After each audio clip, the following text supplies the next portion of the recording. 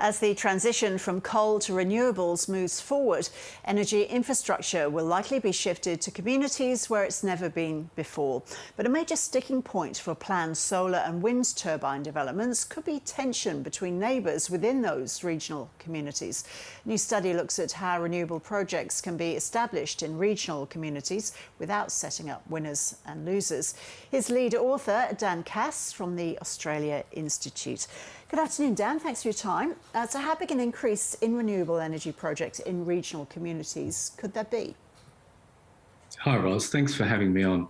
Look, it's huge, and we've just heard a lot about the energy crisis this week, and I think you'll be hearing a lot more about the topic of our report, Renewable Energy Zones, REZs, because these REZs are the solution. And if Australia gets these REZs well planned and we do it right, then this will be the last energy crisis this country faces. Essentially, our report looked at the transition from coal to clean energy, not just in terms of technology or economics or emissions, as important as those things are, but as a spatial shift. So what does it mean to close down a handful of big coal generating power stations in the coal regions, such as the Hunter in New South Wales or the Latrobe Valley in Victoria, and replace them with many large wind and solar and battery storage projects in parts of the country that have never hosted generation infrastructure before. And we found it's a huge challenge, but we think there's a lot of goodwill. And if governments work well together, I think we can manage this very well. What are the main challenges then? Well, it's mostly scale. So the Australian Energy Market Operator has a plan that all governments have signed up to, the Integrated System Plan, and that projects around 122 gigawatts. That's 122,000 megawatts of generation will be required. That's huge. If you think about it in terms of large-scale wind or solar farms, it's about 1,000 very large projects. So the first take-home is we're moving generation to new parts of the country, and we're expanding the footprint, if you like, of generation to cover a very large area in order to capture that renewable energy and then ship it to the cities and demand centres. How is it decided where these large REZs will go in the country? Right.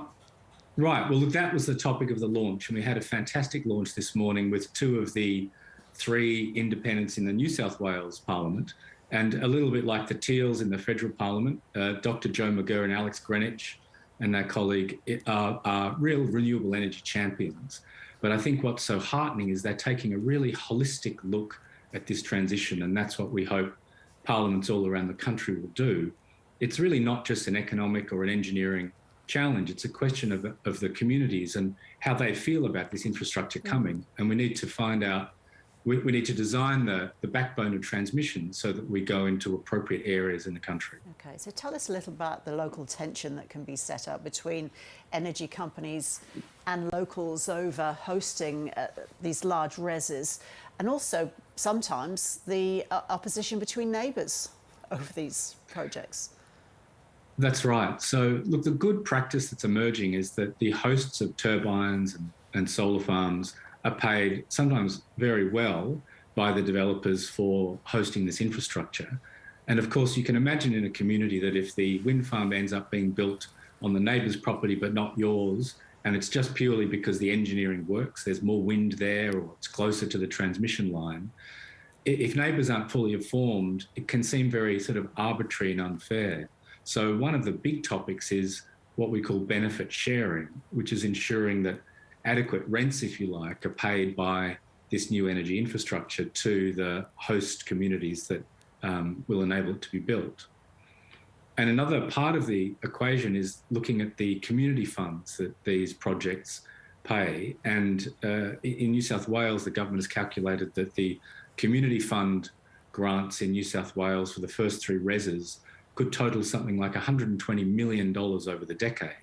So we endorse this idea of allowing funds to be pooled so that a community could have potentially many millions or tens of millions of dollars worth of community funding to spend on long-term sustainable infrastructure for their region.